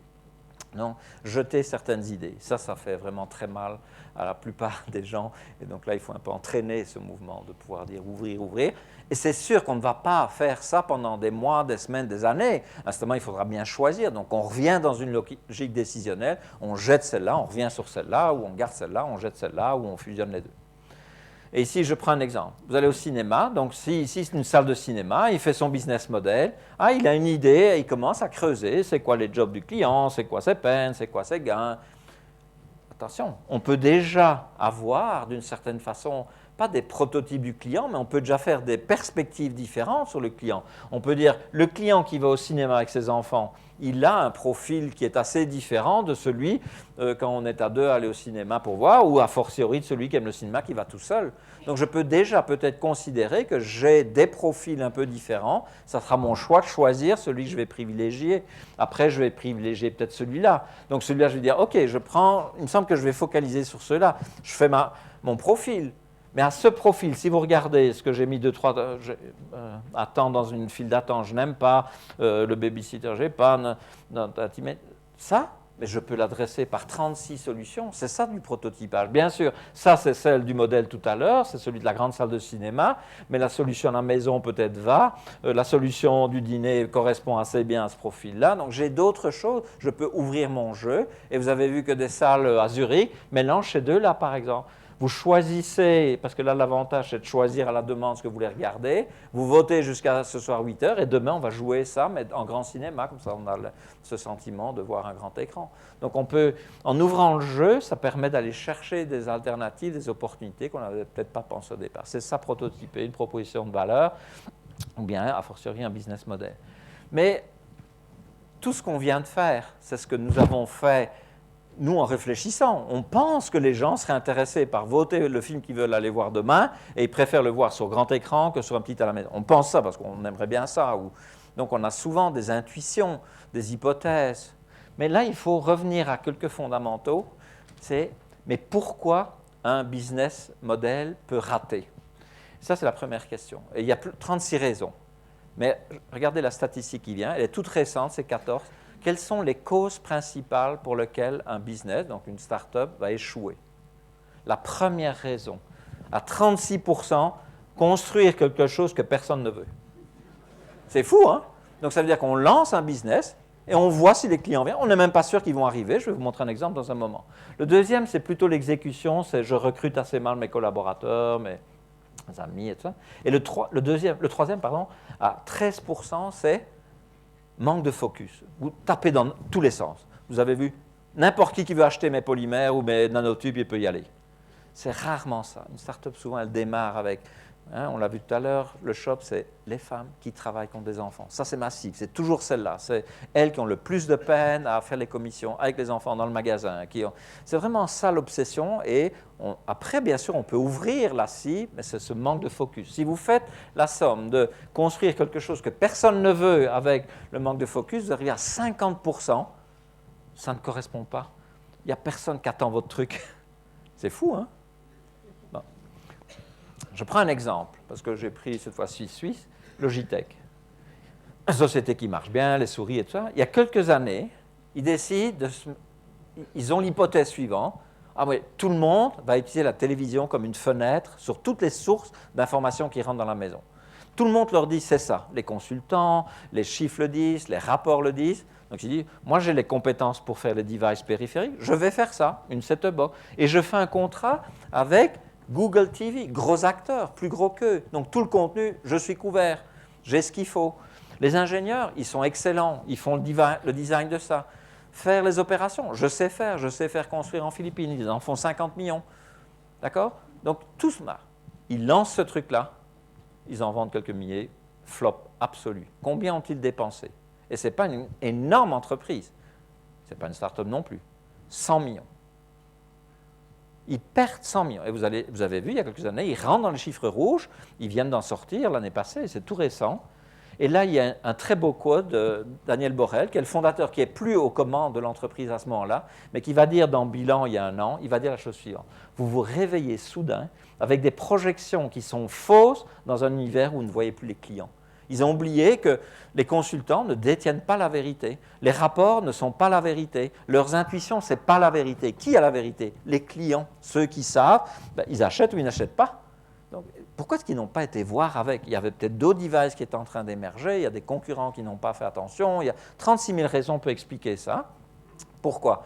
Parce que quand on fait ça, et on l'a simulé un petit peu ici avec mes petits jeux, ce n'est qu'un ensemble d'hypothèses. Vous pensez qu'il y a des clients qui sont chicanés par ça. Vous pensez que si je leur donne ça, ils vont être super contents. Vous pensez qu'il faut tel canal pour joindre le client. Vous pensez qu'il y a un modèle revenu maximal qui va venir de là. Vous pensez qu'il faut tel partenariat qui coûte peut-être cher, trop cher. Et c'est ça qu'il faut pouvoir vérifier. Et cette technique de dire j'ai des hypothèses et je teste mes hypothèses, un peu comme un scientifique, c'est ce mouvement Lean Startup qui dit faites vite quelque chose, sortez tout de suite, testez un peu, collectez des informations et puis apprenez de vos erreurs. Et c'est ça ce mouvement Lean Startup, il ne dit rien d'autre que ça. Et donc, on va voir maintenant qu'est-ce que ça veut dire tester et qu'est-ce que ça veut dire construire des choses petites. Mais là, il y a une phrase que je trouve spectaculaire de ce type-là. Il n'y a aucun fait quand vous faites votre plan à l'intérieur. Sortez dehors, il faut sortir. Et on reviendra dans un moment. Cette idée est à la base de Lean Startup, Customer Development, et ça a changé la façon d'enseigner l'entrepreneuriat. On fera une petite photographie tout à l'heure. Donc ça, c'est Donc sortir, parler avec le client, tester, et donc être prêt à changer. Que veut dire changer? Soit c'est des changeurs mineurs, okay, je change un petit truc là-bas et puis ça marche bien, ou bien dans certains cas, je dois être prêt à jeter celui-là et revenir avec quelque chose d'assez différent, on appelle ça pivoter. Donc dans le vocabulaire de Customer Development, pendant qu'on cherche un business model, pas quand on exécute, quand on cherche, il faut déjà s'assurer que les clients, ils sont dans les starting blocks. Ils sont là, ils sont prêts, ils attendent. Et ça, il faut montrer. Et s'ils ne sont pas là, eh bien, changez quelque chose. Essayez de modifier, de refaire un deuxième test pour voir s'ils sont là. Et une fois qu'on a l'impression que les clients sont en train de se presser au portillon, OK, on peut exécuter. Et là, alors les clients vont monter en puissance, et les profits ou les revenus en tout cas. Donc ça, c'est cette idée et c'est vraiment cette idée, est-ce que les clients attendent votre chose? Il faut peut-être les aider parfois, il faut peut-être les convaincre que c'est bien, mais est-ce qu'ils sont là? Est-ce que c'est un bon fit avec ce qu'ils avaient en tête ou ce qu'ils espéraient ou le coût? Et ici, vous allez voir Steve Blank qui va nous dire un peu la même chose, mais avec ces mots assez spectaculaires. For entrepreneurs, as smart as you are, on day one, all you have is a faith-based enterprise. It's a religious organization. Because you're betting on your vision and you see things others don't. But we now know over history, about 95% of the time, you don't have a vision, you're actually hallucinating. So is it possible to kind of eliminate that waste of time and energy to find out only later that you were wrong? And so what we propose is you take your hypotheses, you actually break down your vision into this business model canvas, and now get it out of the building in a fairly formal way, using something we call the customer development process, to test every one of those hypotheses. And what we'll find is, as smart as we were, we're not smarter than the collective intelligence of our customers. Well, big idea. And when we find out that perhaps we're wrong, we either iterate, that is, make minor changes, or we do something called a pivot, which is defined as a pivot is a substantive change to one or more of the business model canvas components. And instead of firing executives or running out of money or building the wrong product, we simply iterate or pivot until we converge on a repeatable and scalable business model. Donc ça, c'est un peu le message. Et l'idée a été, vous l'avez entendu dans la vidéo, c'est de prendre le Canva comme une façon de structurer son brainstorming, structurer sa construction, structurer sa pensée, et le Lean Startup qui est une façon de structurer le processus, pas les concepts, le processus de dire essaye, itérer, revenir, pivot, sortir, revenir, modifier. Donc ça, c'est un peu cette convergence des deux phénomènes. Maintenant, que teste-t-on? Et notre suggestion, c'est de dire on ne teste pas uniquement un produit. On peut tester aussi les hypothèses que j'ai faites sur le client. Parce que si je lui dis tu aimes bien ça? Non, c'est déjà biaisé. Ça, idéalement, ça serait mieux de garder ça dans le bac derrière ma tête et puis commencer à parler, voir éventuellement comment elle se comporte, poser des questions pour voir si ça fit. Moi, j'ai cette idée-là, mais peut-être que quand le discours que je vais avoir avec elle, je vais venir avec autre chose. Et puis après, bien sûr, il faudra tester la proposition de valeur. Et je vais vous montrer un exemple. Que veut dire tester? Et on a mis au point de carte, je vous l'ai mis dans le kit là-bas. Gardez là, c'est juste pour que vous l'ayez en souvenir. Et je vais parcourir, c'est quoi comment on s'en sert. Celle-là, je ne la prends pas. Donc, j'ai une proposition de valeur. Ah non, j'ai déjà un profil client. Et ce profil client, j'ai par exemple pensé que ce client serait super content s'il pouvait gagner 20% de sa force de vente ou de son processus de vente. Et moi, je vais peut-être avoir une belle solution pour ça, avec du logiciel, pas du logiciel, des open data. Donc, j'ai peut-être quelque chose pour adresser ce problème-là. Donc, c'est assez précis, je sais ça. Que veut dire tester? L'hypothèse, c'est quoi? L'hypothèse, c'est, OK, je pense que le segment X pourrait être super content s'il gagnait 20%. Ça, c'est mon hypothèse. Pour le moment, j'ai l'intuition de ça. Comment est-ce que je peux tester? J'ai deux façons de faire. La première, c'est je discute avec. Tu aimerais bien gagner 20%? Ouais, super. Tu aimerais bien gagner 20%? Ah bah oui, ça serait magnifique. D'accord, sans rien faire en plus. 20%. Je reviens, je dis, oh, ils sont tous contents, on peut y aller. Ah, attendez, on va faire une autre stratégie. Je viens, OK, je te présente mon truc, tu vas gagner 20%. Si tu veux plus d'informations, va voir sur mon site web, tu as ce qu'il faut. Puis voilà, tu sais, on va gagner 20%, ouais, super content. Si tu veux plus d'informations, va voir sur le site web, tu auras vraiment tout ce qui se passe avec la vidéo et puis tout ce qu'il y a. OK, je reviens. Je vais voir sur mon site web. Personne ne vient. Personne n'est venu. Vous ne m'avez pas menti. Vous m'avez tous dit que vous étiez super intéressés par mon truc. Mais il y a eu tellement de choses plus importantes que mon petit machin, vous n'êtes pas venus. Si par contre, je viens, je dis, ouh, il y en a 20 qui sont venus sur les 40 que j'ai interviewés, ils sont venus voir pour avoir de l'information. Ouh, là, je tiens quelque chose. D'accord? Il y a 20, la moitié par exemple. Donc ici, je vais dire, je vais parler à 40 personnes et je vais avoir un simple lien. Je dis, si tu veux plus, va voir. Je regarde, il est venu, il a... Ah, c'est bien. D'accord? Et je vais peut-être avoir une mesure. Je vais dire combien ont cliqué sur mon site pour aller voir ce qui se passait. Et si j'en ai 50%, je serai content. Et si je n'ai pas 50%, je dois modifier quelque chose. Soit je vais réinterviewer 40, soit je change quelque chose dans ma façon d'interviewer, ou au contraire, je change mon produit. Il faut que je modifie quelque chose. Si au contraire, ça confirme, ben, je peux aller plus loin. C'est ça, tester. Donc, ce n'est pas dehors, pousser le produit. Non, non, c'est j'ai une hypothèse, je sais comment je vais faire. C'est une technique de test que je vais utiliser, il y en a d'autres. Et puis, je vais voir quelle est l'hypothèse que j'attends, comment je la mesure, quel est le degré de succès, mes critères de succès, et à partir de là, je fais. C'est ça un peu de tester. Et bien sûr, je peux aussi tester le carré, parce qu'à fortiori, je sais maintenant que mon profil est bon, ben, je vais tester ma proposition de valeur. Après, je vais tester des choses plus générales, je vais tester des choses sur le canal, sur le revenu, sur les... D'accord? Donc, je teste le rond, le carré et le rectangle. C'est ça l'idée. Et bien sûr, je monte en puissance. Je ne vais pas commencer par tester si j'ai besoin d'un partenaire, si je ne sais pas quel produit je vais avoir besoin ou faire et qui va être accepté par les clients. C'est ça l'idée. Et on a imaginé quelques techniques de test que vous connaissez ou que certains connaissent, et on a essayé de les regrouper un petit peu et de les préciser. Je n'aurai pas le temps de les parcourir en rue, vu le temps, mais je vais quand même vous donner un message. C'est que ce qu'elle me dit et ce qu'elle va faire, c'est deux choses différentes. T'es intéressé par ça? OK. Oui, oui. Alors je vais le faire, je trouve une usine, je fais mon truc, je reviens, tu me l'achètes. Ah, non, non, j'ai changé d'avis. Non, non. C'est un peu différent si je viens. T'es intéressé par ce truc-là? Ouais, ouais. Passionné. Donne-moi 100 francs. Je vais faire ce truc-là, hein. Je vais revenir avec. Hein. Tu me donnes 100 francs. Lui, s'il me les donne, je fais mon truc, je reviens, je lui donne, il sera tout content. Je reviens et je n'arrive pas à le faire. Ma start-up échoue. Il faut encore décider qui garde les 100 francs. Soit je les ai perdus et je lui dis, oh, bah, tant pis pour toi, enfin, débrouille-toi, ou bien je lui rends, donc il y a la technique. Mais ce que je veux dire, c'est que lui, il est engagé, elle ne l'est pas. Et c'est ça, ce qu'on a appelé un call to action. Si vous faites juste des tests blabla, des tests parlés, des tests interview, des tests journalistiques, vous avez une perspective, mais elle n'est pas accrochée. Vous engagez les gens. Mais engager les gens, ça peut être beaucoup de choses. Ça peut ne pas être que donner 100 francs. Ça peut être mettre votre adresse email, laisser votre carte de crédit qu'on n'utilisera pas, oui, non. Donc, il peut y avoir plusieurs techniques. Et ce qu'on a fait, c'est imaginer un peu certaines techniques très brièvement. Je peux avoir des techniques où je connais les gens et je vois comment ils utilisent les trucs. Donc, c'est plutôt les focus group, les scénarios, des petits jeux qu'on peut faire avec les clients. Donc, je les vois, ils sont sous ma main, ils sont dans mon laboratoire, on discute avec eux et tout ça.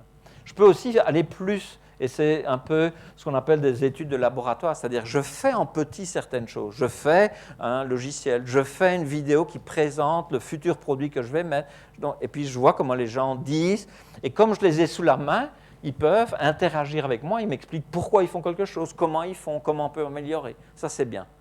Mais je peux aussi faire des choses où je ne connais pas les gens. Tout à l'heure, avec ma technique, tu parles, je vais voir sur mon site web, sur ma page, ça, je ne les connais pas, et je vais voir qui vient, justement. Donc, j'ai 36 techniques, je peux comparer, je peux... Vous connaissez A/B testing, on l'a beaucoup utilisé, par exemple, pour choisir la page de ce livre-là. On avait 3 titres possibles, et donc, on n'avait qu'un site web.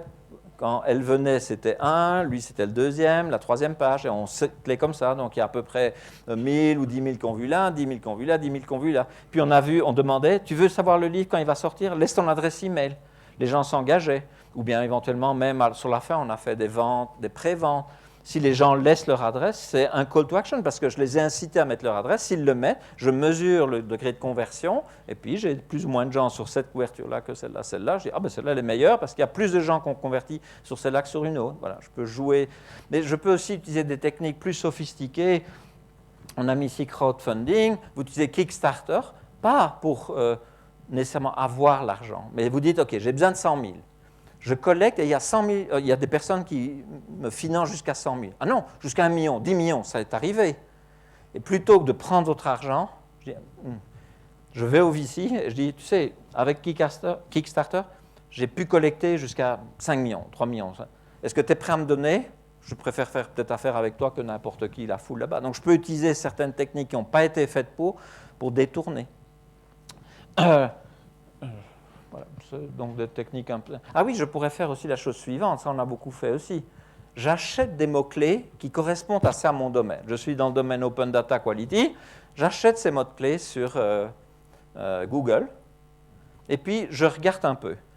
Et je vois, et j'ai ma landing page correspondant, et puis je vois, chaque fois que vous faites une recherche sur data, quality, protection et tout ça, il y a cette publicité qui va venir. S'il n'y a personne qui clique sur cette publicité à gauche, au-dessus, en dessous, ben, tu sais déjà qu'il y a peu de gens qui cherchent des choses autour de Open Quality Data. Si par contre, effectivement, je vois que cette publicité a été utilisée, ah ben ok, j'ai payé Google parce que c'est au clic, mais par contre, je sais, il y a des gens qui donc recherchent de l'information sur le produit potentiel que j'ai. Voilà, ça c'est un peu ça. L'idée, donc il y a des techniques pour faire ça. On essaie de les décrire un tout petit peu. Et puis quand vous remettez tout ça ensemble, c'est quoi? Tout ce qu'on a fait en bleu et vert. Vous faites de la conception avec des prototypages et tout ça sur le rectangle, le carré, le rond, on l'a vu. Vous faites l'extraction de vos hypothèses. Vous utilisez peut-être la carte pour le faire. Vous testez sur le marché avec des techniques, call to action et autres. Et puis vous avez des leçons qui vont venir. Les leçons, c'est confirmé. Ou bien, ah non, c'est catastrophique. Il n'y a personne qui a été cliqué sur mon truc, il n'y a personne qui a discuté, il n'y a personne qui a dit que c'était bien, ils ne sont pas prêts à payer, et vous pivotez. Ou bien, dans certains cas, c'est peut-être le test qui est foireux. Vous avez adressé la mauvaise population. Vous pensez que c'était des clients potentiels, mais ils sont ailleurs. D'accord, donc on peut. Ou bien alors, effectivement, c'est confirmé, et puis là, vous progressez dans les clients, ils arrivent, ils viennent, et puis vous lancez l'entreprise à partir de là. Donc ça, c'est un petit peu le monde, et on peut gérer ça sous forme de... Et puis, je vais terminer pendant les 5-6 dernières minutes qui restent, à vous dire, on n'est pas toujours dans une logique où je crée de rien. La start-up, ça c'est idéal, elle a une page blanche, elle imagine, elle brainstorm, elle fait. Mais parfois, on est dans une logique où on rénove, on doit travailler sur des choses existantes. Et pourquoi ça vient? Et je vais vous donner un seul exemple, mais il y en a des milliers. C'est que certains modèles sont vraiment poussés, et ce qu'on a l'impression, c'est que les modèles durent un peu moins longtemps qu'avant. On a de temps en temps l'impression, et je vais vous montrer un petit exemple ici dans le domaine de la musique, parce qu'il est spectaculaire en termes de visualisation. La petite vidéo que vous allez voir derrière ici, c'est une vidéo qui vous montre le business model des cassettes, des CD et de la musique en ligne. Et donc ceux qui étaient, vous allez voir, instamment les CD vont avoir 95% de part de marché. Quand vous avez ce business-là, il n'y a rien qui peut vous arriver. Vous ne pouvez pas imaginer qu'un gars qui vient avec, au début, un peu piraté, puis de la musique downloadée à l'unité comme iTunes, va disrupter complètement le modèle, et ça va passer en 8-9 ans.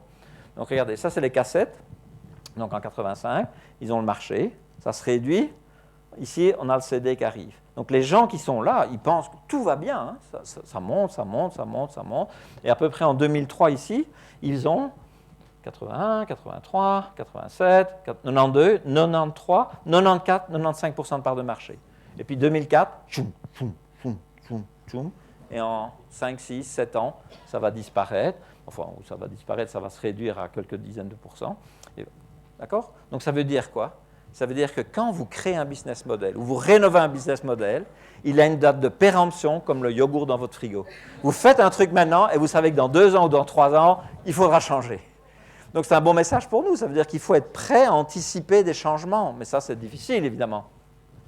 Donc vous êtes dans une logique de création, et très vite il faut rentrer dans une logique d'évolution, de modifier certaines choses. Modifier, ça veut dire que vous en avez un, et vous en faites un autre. D'accord? Comme c'est maintenant, comme ça sera dans le futur, et dans le grand futur. C'est un peu la situation que l'architecte connaît quand il fait une rénovation. Il a des murs, il a des fenêtres, il casse certaines choses, il remet certaines choses, il décide, on abat ces murs ici, et on la ramène là. Donc il fait un travail de transformation d'un bâtiment existant, comme vous faites une transformation d'un business model existant, et on sait que la plupart des startups, et on va voir tout à l'heure les grandes entreprises, c'est que si vous regardez Ce que vous faites maintenant, ou ce que vous anticipez de faire, et ce que vous faites dans un an, c'est presque deux choses séparées. Et tout le monde le dit, tous les entrepreneurs. Vous discutez avec Christian Van Erleschow, il dit « J'étais sûr qu'on allait faire ça, et puis on a dû faire ça en cours de route. » Donc il y a cette idée de changement, elle est inhérente à notre business, et pas nécessairement avec les grands trucs spectaculaires comme la musique. Donc ça veut dire qu'on est dans cette logique où on transforme un, mais en transparence de celui-ci, on voit ce qu'on a, et il faut modifier. Donc c'est comme si on utilisait du papier transparent. Et donc, dans certains workshops, on va jusqu'à utiliser des grands papiers transparents. Je vous montre un peu ici l'évolution du modèle de Hilti. Vous vous souvenez, ils avaient ce modèle-là. Ils créent cette nouvelle proposition de valeur. Quand vous créez cette notion de service, ceci qui est un modèle pour faire et vendre, il ne va plus très bien. D'accord? Donc, ils ont dû changer ce modèle-là par un autre, et je vais regarder avec vous ce que ça veut dire. Donc, ça, c'était leur modèle. On l'a vu tout à l'heure, il manque de 3 bricoles. C'est comme si vous mettiez un papier transparent. Vous dites, bon, maintenant, on va construire un modèle. Qu'est-ce que j'ai besoin? Ah, ben, je vais faire une nouvelle proposition de valeur. C'est une gestion à la demande de mes outils. Est-ce que c'est le même client? Pas tout à fait. Ça, c'est ceux qui utilisaient les outils. Ça, c'est celui qui gère la flotte d'outils ou qui gère ses chantiers. Donc, j'ai un peu shifté sur mon segment de clients. Par contre, les canaux, j'ai décidé d'utiliser les mêmes. Plus un canal. Vous vous souvenez, il peut faire ça à la demande. C'est lui qui gère son stock maintenant. Donc, ça veut dire que lui, il utilise le canal Internet pour gérer ça directement. Donc, on lui a ajouté un deuxième canal, mais on a réutilisé des canaux qui existaient. Donc, on a réutilisé des composants qui étaient déjà là. OK.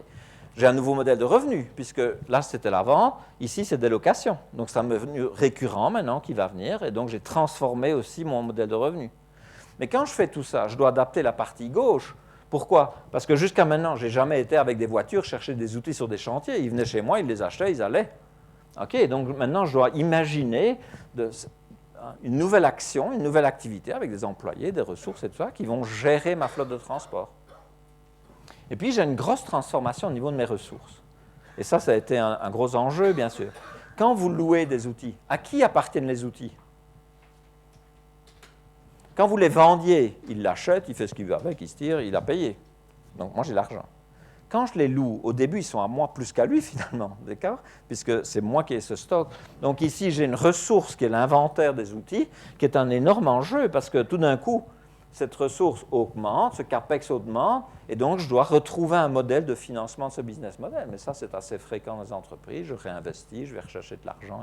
Voilà, c'est un peu ça, c'est la technique de transformer, bien sûr, j'ajoute les coûts correspondants.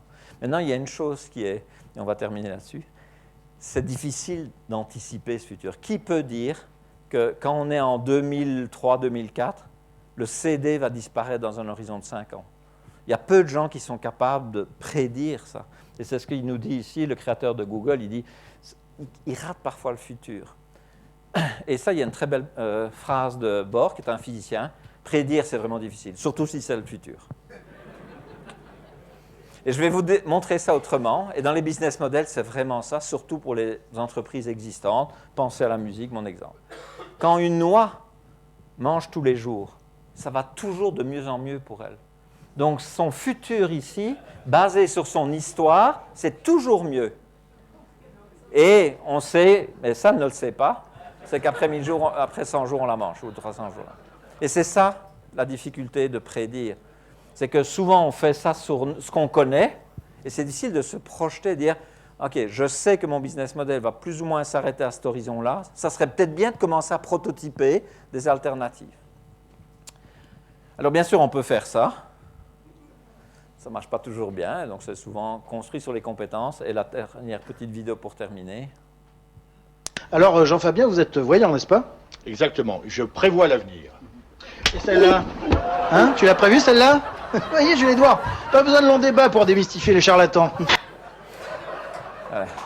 OK. Donc, voilà ce qu'on a fait.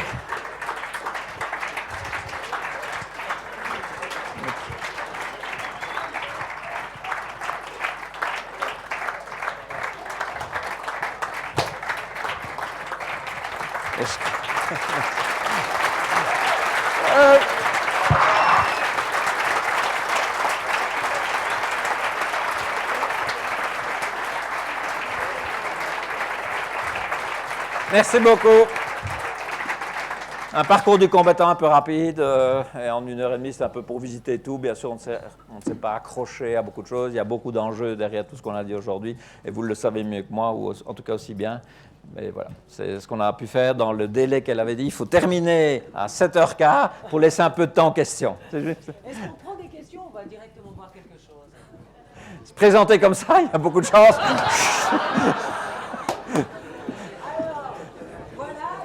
Vous pouvez boire un verre, une bouteille, mais laissez-en pour les autres.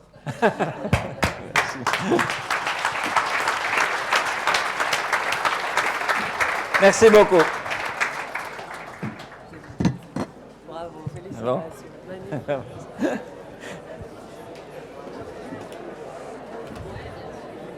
Je peux toujours prendre des photos, mais je veux Ah oui, prendre oui. une photo avec toi. Oui, bien sûr, bien sûr. Je veux une photo avec toi. Ouais. Ah, oh, ça, je l'ai coupé. Ah oui, comme ça tu peux remettre n'importe quoi derrière. Merci beaucoup. Ça a été? Oui, oui, c'est pour toi. Je t'apporterai les miens. Ben oui, bien sûr. Merci. Pas dans les semaines qui viennent. Je repars maintenant en Asie, mais en mai, je suis là.